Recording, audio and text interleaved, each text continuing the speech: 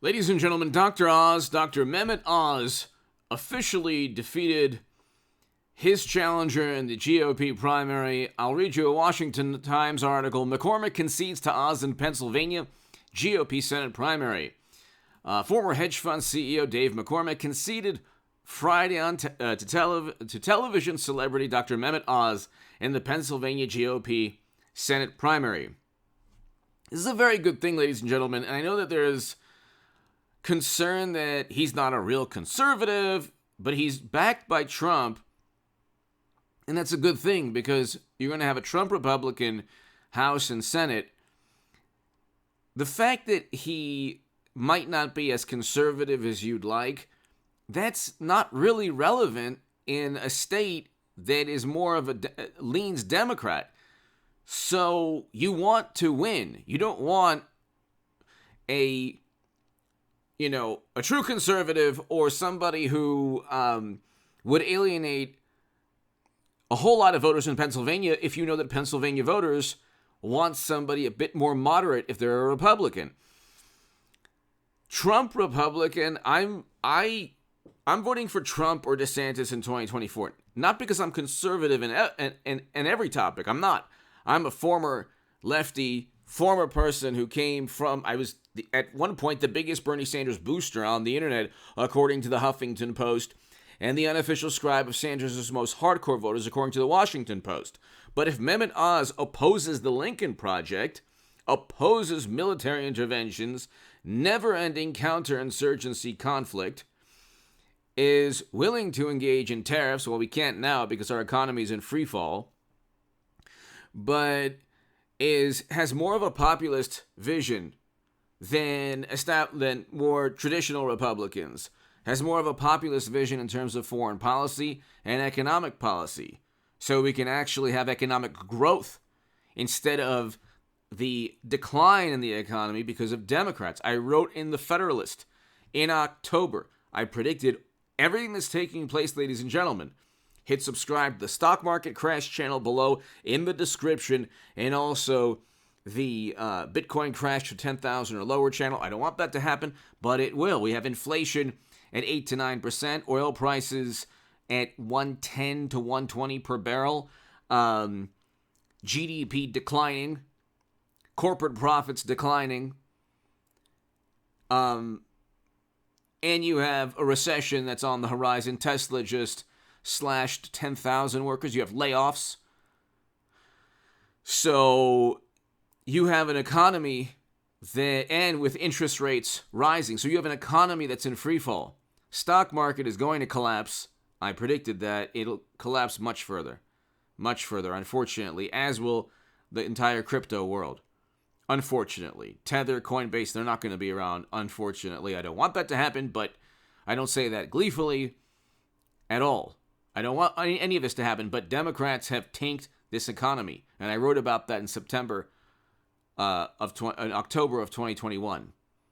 If you have somebody in the Senate that could help save this country, we cannot have Democrats. Just look at the economic environment, look at foreign policy. It's an absolute catastrophe. We have mashed potato brains as president. We have a bunch of bumbling buffoons and imbeciles just doing nothing. They're not doing anything. There's no foreign policy. We have no foreign policy. We have zero plan to end or to negotiate or use any diplomacy to address the geopolitical nightmare in Europe. So fossil fuels and energy prices are going to go through the roof. We're very likely going to get oil at over 140. I think 142 is the all-time high. It'll very likely surpass that. We're looking at an energy crisis by some estimates similar to the 1970s. And you have 14 states and oil and gas associations suing mashed potato brains and his administration because within the lawsuits they explain, and this is very simple. If you're a morally superior, wonderful liberal Democrat listening to this, within the lawsuits that oil and gas associations and 14 states have leveled against the current president, within the lawsuit, they talk about policies that caused Not only inflation, but the high energy prices, high gas prices. They're almost about to double at the pump since Biden took office. So I don't understand, like, people say, well, I don't like, Mehmet Oz is going to be a Republican in name only, and he's not going to back Trump. It's like, well, part of backing Trump is getting Trump Republicans in the House and the Senate.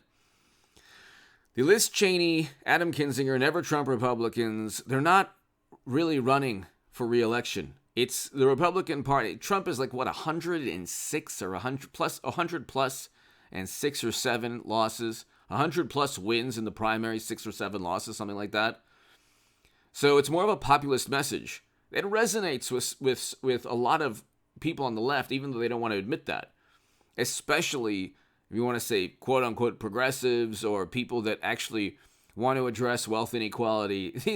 These people would rather have horrible. They would a lot of people on the left would rather have a horrible economy than actually vote for Trump. And that's not hyperbole. Like, if it's a choice between voting for Trump and losing your friends, getting kicked out of Facebook groups, getting ostracized from people or voting for Trump, or a Trump Republican, or anyone backed by Trump, then they would rather just have a bad economy, a terrible economy, and a horrible foreign policy. The Lincoln Project and Bernie Sanders, this is like a concept that could only happen in American politics. The quote-unquote socialist and the Bush, Cheney, and Rumsfeld Republicans are voting for the same political side. The Lincoln Project is embedded within the Democratic Party that Bernie Sanders votes alongside. You literally have Bush, Cheney, and Rumsfeld people voting alongside Bernie Sanders for the same presidential candidate. Okay, only in America can you find this bizarre, weird bedfellows and dynamic. So it's good. You want a Senate run by Republicans to either repeal or block or prevent Democrats from ruining the country even further. And I don't say that in terms of like party loyalty or partisanship. If it's Mitt Romney, if Mittens Romney became nominee, I would actually vote. And if it was Mitt Romney versus Tulsi Gabbard, a Democrat, I'd vote for Tulsi Gabbard because she opposes a very horrible foreign policy. There's no greater moral imperative than to vote against the Lincoln Project or to vote against never-ending counterinsurgency conflicts and interventions and regime changes and wars. There's no greater. And that's why I try to tell people who, I've had numerous people disown me in terms of friends, and I try to explain to them, these people have convinced themselves that they're morally superior and ethical and just, and they're all highly educated, wonderful people, and I explain there is no greater issue than preventing never-ending military conflict, which is what Democrats and Republicans had no problem with for 20 years. President Obama, with his policy and with that wonderful alliance in Europe, destroyed a country. Okay? You won't see Democrats vacationing in Libya. That's because the country, since that intervention during President Obama's administration, where he said it was his biggest failure, and it was more than that, has been in turmoil. And then you look at Bush, Cheney, and Rumsfeld, and so their foreign policy has been a catastrophe for the past 20 years, destabilized entire regions of the world, and caused more problems than we had before they engaged in their foreign policy.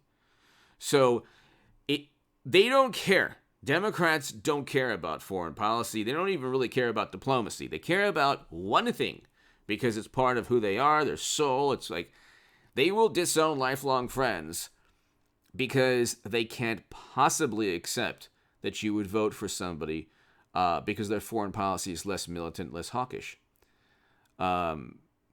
This gets to Dr. Oz. It's good that you're talking about Pennsylvania, my God. You're not talking about, Texas or Florida. It's Pennsylvania. So you have to think in terms of strategy. And it's pretty clear cut, when people say, well, he's not a really conservative and he might turn on Trump. It's like, well, no, because you had people, McConnell would embrace Trump's rear end if it's a Trump Republican Senate and a Trump Republican House. And he'll eventually probably embrace Trump's rear end. Anyway, once Trump officially takes over the Republican Party in 2022, hopefully you'll have not just investigations of Democrats who actually committed crimes. Like, Trump never committed a crime. He never committed a crime, and they didn't indict him or charge him, even though they desperately wanted to, because they couldn't find anything. The difference with Democrats is that Clinton did commit crimes. Hunter did commit crimes, but they're not going to charge them, and you have Comey saying, there's no intent there. And by the way, I want a Hillary Clinton, Donald Trump 2024. I keep saying that every segment. I want a repeat of 2016. Or Clinton DeSantis 2024. But the Trump Republican viewpoint is actually, Trump Republicans were the Democrats of 20 years ago. I shouldn't say that. Maybe they were the Democrats of 25 years ago. Democrats of 20 years ago actually voted alongside Kerry, Biden, Clinton, voted alongside the Lincoln Project, Bush, Cheney, and Rumsfeld people. But 25 years ago, let's say, the Democrats of 25 years ago are the Republicans, Trump Republicans of today. There's actually more in common in terms of foreign policy, at least. Perhaps other issues. Give me your thoughts below. Hit subscribe to this channel right now. Hit subscribe to the stock market crash and the Bitcoin crash channel below. Thank you in the description section. Thank you so very much. It's a good thing. We'll get the Senate, especially with an economy that's in free fall, and hopefully we get policies where we can regain economic dominance and actually be important on the world stage. Trump was mocked on the world stage by people who didn't like him, but he was also revered and admired and adored by people who did like him. The best thing you could say about mashed potato brains, our current president, is that half the world is ambivalent. They just kind of don't care. They're just happy that Trump isn't there.